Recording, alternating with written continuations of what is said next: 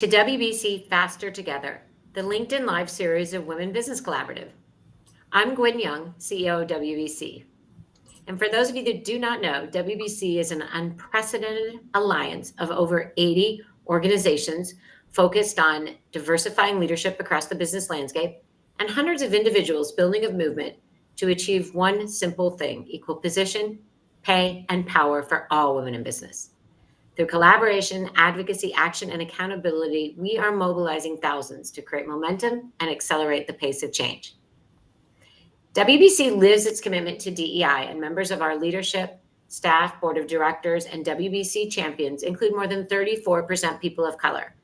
And every one of our 4 action initiatives has DEI goals for 2025 and 2030.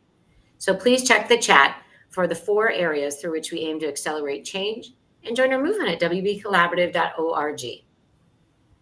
So each week in this series, we offer different ways to advocate change and accelerate impact by presenting data, research, and best practices, by lifting up the power of women's voices for change, and by showcasing leaders committed to allyship, inclusivity, and driving corporate purpose.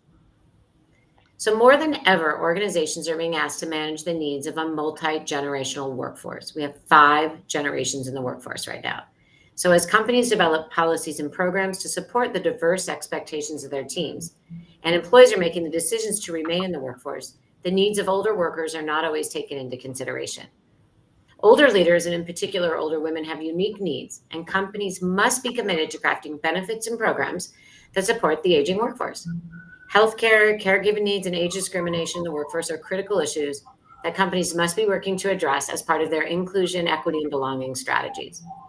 So today I am delighted to be joined by Carly Roszkowski, Vice President, Financial Resilience and Programming at AARP, and Heather Tinsley-Fix, the Senior Advisor for Employer Engagement at AARP, for a discussion on how businesses can be intentional in supporting their aging workforce and engaging older generations. Carly and Heather, welcome. Thank you. Gwen. Wonderful to see you all today, all of us in Washington, D.C. So why don't we set the stage, Carly? We know that more and more workers are opting to stay in the workforce longer for a variety of reasons, but this means that organizations have to be thoughtful in their approach to support these leaders. What is AARP's research showing are the key issues that are impacting older generations in the workforce? Yeah, thanks, Gwen. Our research is showing that older workers more than ever are rethinking their priorities and want jobs that are both meaningful and not just a means to a paycheck, right? They want that work-life balance, that flexibility, but they have a growth mindset and still want to learn new things and be challenged in the workplace, have a lot left to give. And as we're seeing more and more people working longer, living longer, as our aging population in this country continues to grow, more and more employers are looking to be creative and diversify benefits and support the changing demographics of the workforce. That's so interesting. And Heather, what are some of the unique challenges, right? As we're, like you said, Carly, people still have a lot of time left to live. They want that flexibility. We're in the post-COVID world where that whether it's RTO, return to office, benefits, all that flexibility. What are some of the challenges that the older generations are facing? Yeah, so thank you so much, Gwen, for having us. We do hear, unfortunately, that age discrimination is sort of stubbornly still with us. We hear from employers lots and lots of positive intent, and I think it's not a matter of intent, right? There's sort of a disconnect between what employers want their cultures to be like and what workers tell us the culture is like. And so we survey workers 45 plus about every 2 to 3 years to sort of track their experiences with age discrimination, and it tends to hover around 60 to 64%. Our most recent data, which is from January of 2023, is saying that 64% of workers over the age of 45 have either seen or experienced it themselves, age discrimination in the workplace. And when you break that down across different aspects of identity, it tends to go up. So women, for example, in our latest survey, 67% of them have said that they've either experienced it or witnessed it.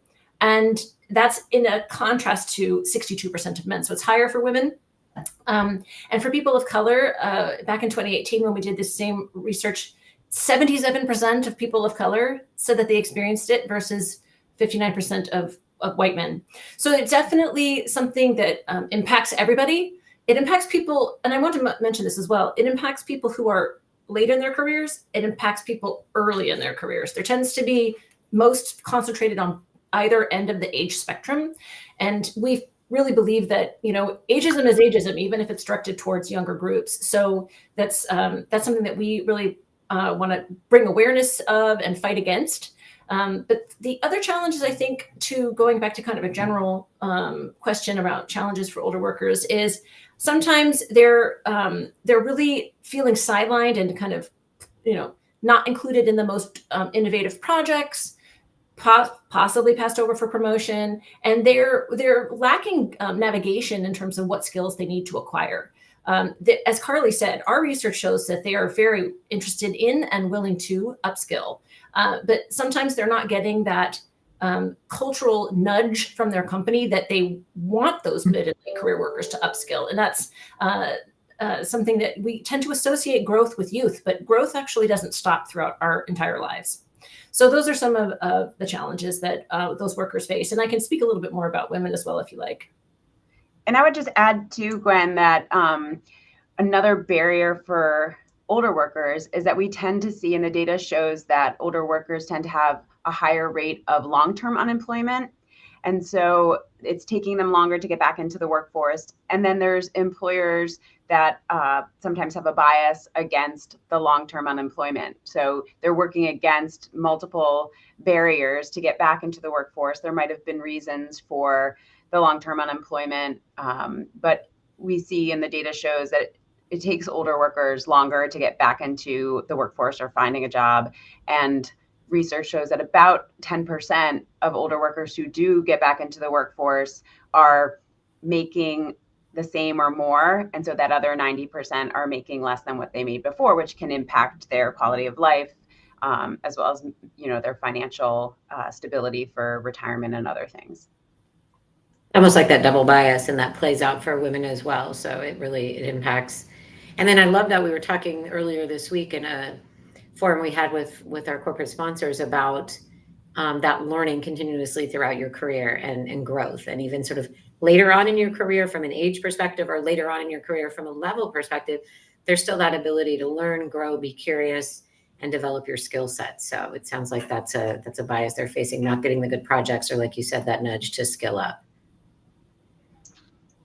Perfect. So what are we, as we talked about thinking about that, and we're talking about, this, I said it was 5 generations in the workforce, right? And each generation has sort of different experiences about, either what the workplace should be, what the culture should look like, how can younger, leaders and younger people in the workforce help build those cultures and help kind of understand what maybe the older people in the workforce are facing?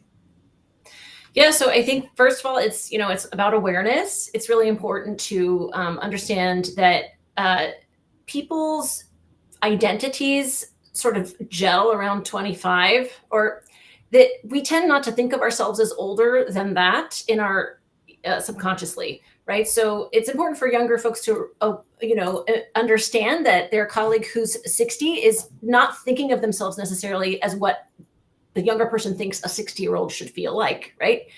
I also want to point out that, and I love to tell this story. I was at a conference once, and I was talking to a recruiter, and she was like, "Oh, why is it ERP here?" And I told her why, and she said, "Oh, I guess that's right, because one day I'm going to be 40." And I know, I love it, and I think that's that's a realization that we all come to at some point in our lives, that we are going to age, and so you don't want to be espousing a worldview, ageism, that's going to eventually trap you in that logic, right? But a couple things, other things that younger leaders can do. It's really important to seek out different perspectives. If you can get teams with different ages on them, if you can compose your own team, or seek out the perspectives of people younger and older than you are, that really helps to break down stereotypes. And regular types of allyship type of activities. So if you're having a chat with people who tend to be sort of on the younger end of the spectrum, and they're talking about grandpa buzz, or, they're making sort of derogatory comments, you can intervene and say, "Hey, listen, that's kind of ageist." And so those things are really important.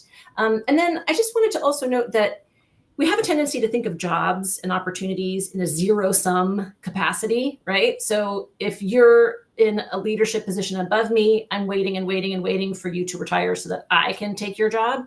And there tends to be, we need to get away from that model of thinking. We need to be more expansive about our understanding of opportunity. There's a lot that older workers can teach younger workers, and there's a lot that younger workers can teach older workers. And so we need to think of it more as partnerships and building networks. If you had someone who was in a director level above you who was younger than you are, you probably wouldn't think that that person should retire to make way for you, right? But we tend to think that of older folks. And so that kind of disconnect is, again, just something to bring into awareness. I love that. And I'm wondering you talked a bit about skilling up, and there's innovations in the workforce. We were all talking about sort of AI before we got in here. It also seems like those creates opportunities to either, kind of move somewhere, or other opportunities where you can sort of coexist in the workplace, but still have leadership positions. Are we seeing some of those changes in conversations happening? I think so. I mean, with AI, it's challenging because to the bulk of the population, including myself, AI feels like magic that we can't penetrate and that we don't understand. And we just attribute that magic to just technical skills. But in fact, a great deal of figuring out where and when to inject AI into the workforce is a set of business decisions, knowledge of business processes, prediction of the impact on productivity. Those are not those are not sort of hard technical skills. There's no reason why older careers, mid-careers, and younger career people can't participate completely in those discussions. And so I think your question of, is it changing? I don't think it's changing quite yet, but I think that's more because sort of none of us get AI totally. And we're think, what's under that hood? We're afraid of it, or we're nervous about it. But I feel strongly, and I think AARP feels strongly, that everybody needs to be at the table, because this is a massive revolution that we're on the cusp of. And if we don't all come to the table together to figure it out together, we can have big chunks of the population left out. No, absolutely. I think that's important. And so it sounds like we're, sort of driving conversations and understanding from the older and younger in the workforce, kind of what it looks like from everyone's perspective, but learning from each other, right? Absolutely. Yeah. And that's something we hear. It's just lovely to hear. Every time we talk to people about mentoring relationships, it is every person says, I learned something too. So it's great. Absolutely. Carla, I want to kind of bring you back in and kind of in a different angle, right? So many people kind of farther along in their career might think about their second act, or I hear the thing portfolio career, that sort of thing. But what are your observations? And especially, women, because that's where Women Business Collaborative is focused on women of color. What if people want to sort of shift their values, go to the mission driven, shift an industry role? What are you seeing is happening right now? Yeah, so going back to the research we talked about earlier in the conversation that we did in January of 2023, it shows that the flexible work-life balance were key pieces of value that older workers and all workers want out of their careers post-pandemic. And among the folks that we surveyed, they wanted to spend more time on personal goals. They wanted to take time to relax. They wanted to reduce their stress levels. These are the things that were rising to the top from our survey. So they're really reprioritizing how a job fits into their life instead of how their life, surrounds their job. Yeah. And so they are like removing unsupportive people from their lives. They're spending more time on their career goals, and they're seeking out new sort of personal support systems.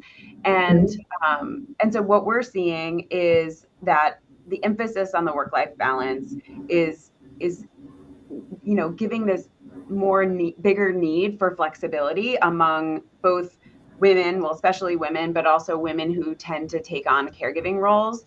And so as a lot of us who are in this sandwich generation who are taking care of aging parents and also still taking care of younger children, there's this emphasis on women taking and starting their own businesses, the entrepreneurial route or non-traditional job route, like the gig and independent work that has become increasingly common. So our research showed that more than a quarter of older workers, about 27%, are doing freelance or gig work.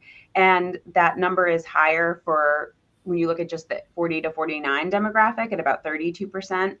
And making money is, a primary reason for some of the gig and independent or freelance work, but also the flexible work hours was like that secondary motivation for that. So these non-traditional paths that we're seeing during COVID and post-COVID, there's been sort of an explosion from more so women than other groups, but we're seeing it just increased due to other responsibilities, but also a shift in what people want in their career moving forward.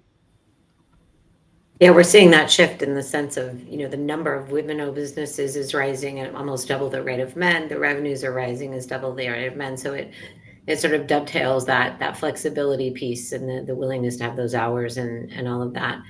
So as we're kind of, WBC, we're always figuring out how we can drive impact together and what a company, what an organization can do. So we always love to end these like, what is the call to action, and let's broaden it slightly, for the companies and the organizations that we're thinking of, and for those in the audience, like, what is your call to action?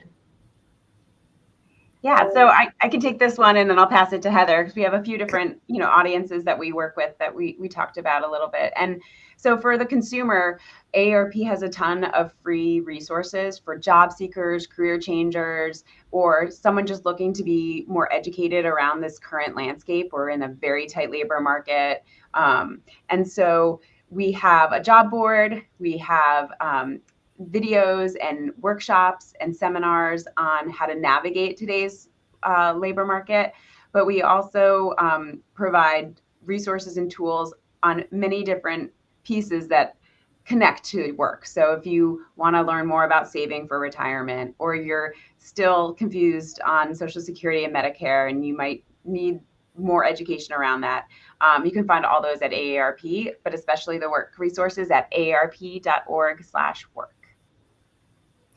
Yes, and I work with employers, so my audience is the other side of the coin, and we have a pledge program that employers can join. It's a pledge that you can make publicly affirming the value of older workers, but also the value of age diversity in general and how to leverage that the mix of ages. It's a free program to join. It's just a pledge to sign. So you can find information about that at aarp.org/employer pledge. I love that. The pledge, the commitment, and intentionality is incredibly important.